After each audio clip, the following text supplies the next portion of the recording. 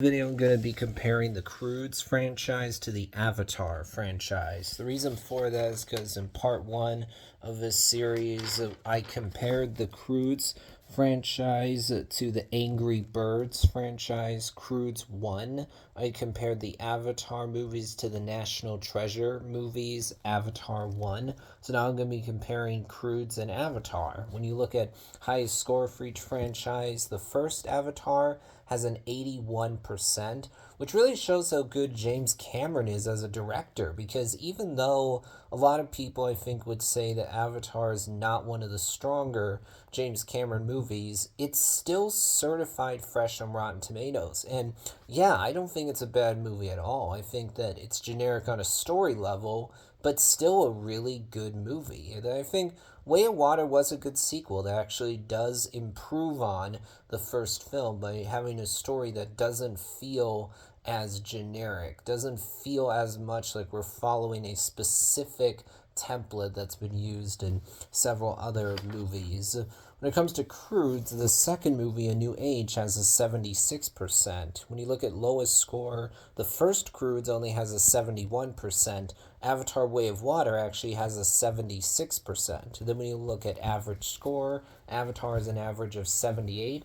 Croods has an average of 73. Then we look at gap between lowest and highest score. This one's definitely close, but by a little bit, Croods has a smaller gap, 5% compared to actually, Avatar is a 5% as well. So the two franchises are tied in this round, but because Avatar won the first three rounds, Avatar is going to win no matter what. And this one is hard for me, honestly, to determine which series of movies do I like more, Avatar or Croods. I'm a fan of both of these franchises. Obviously, one of the big things that differentiates them is when you think about Avatar, you go, these are movies that demand to be seen on the biggest screen possible because they are truly immersive theatrical experiences. They're even worth seeing in 3D. Not that many movies are really worth paying the extra money to see them in 3D.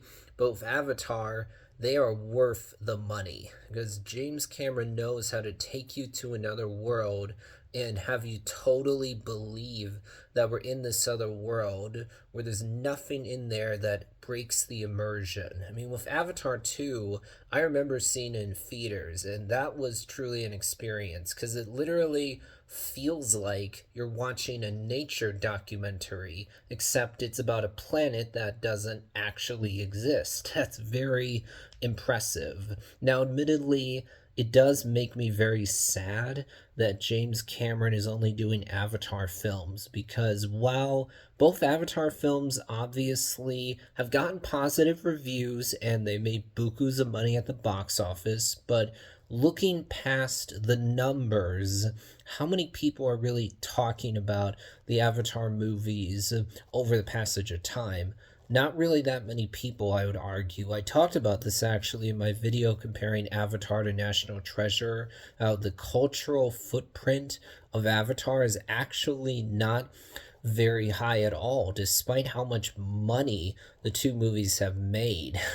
And so, if you think about it, something like Star Wars has made a lot more of a cultural impact than Avatar has ever had.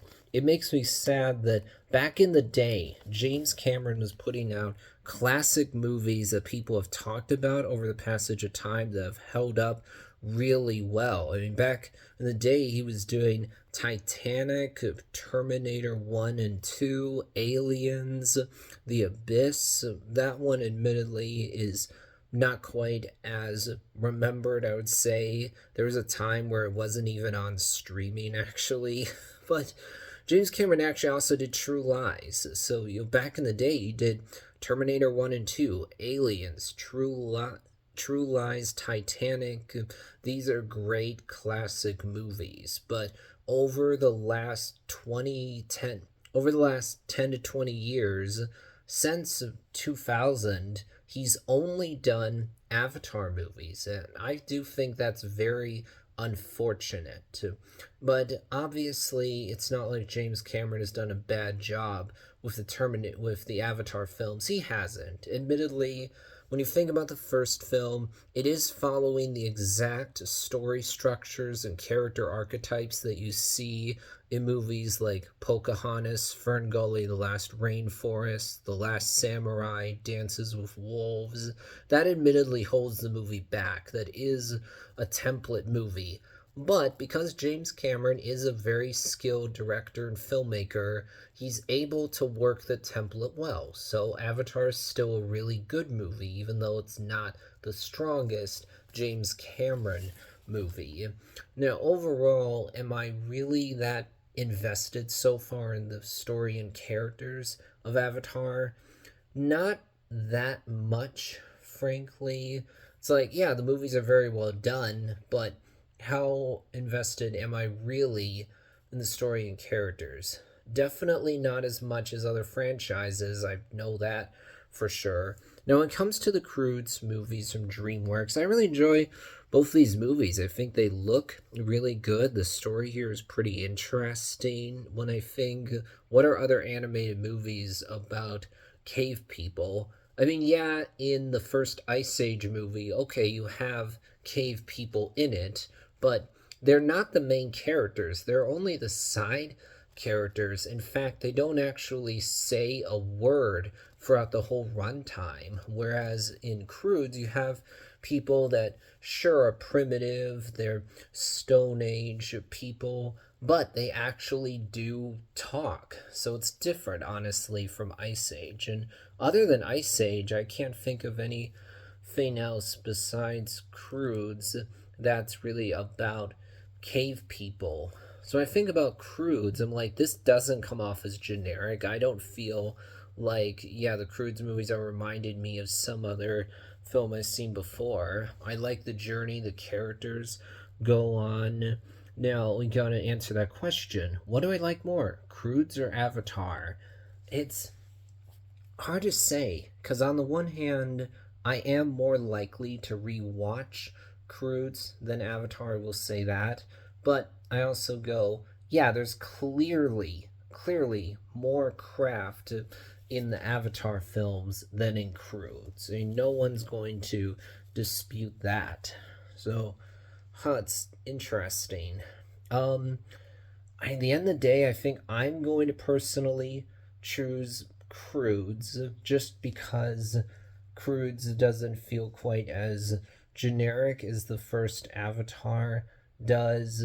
And I feel like it doesn't have the same issue really that Avatar does, where Avatar has had a pretty minimal cultural footprint.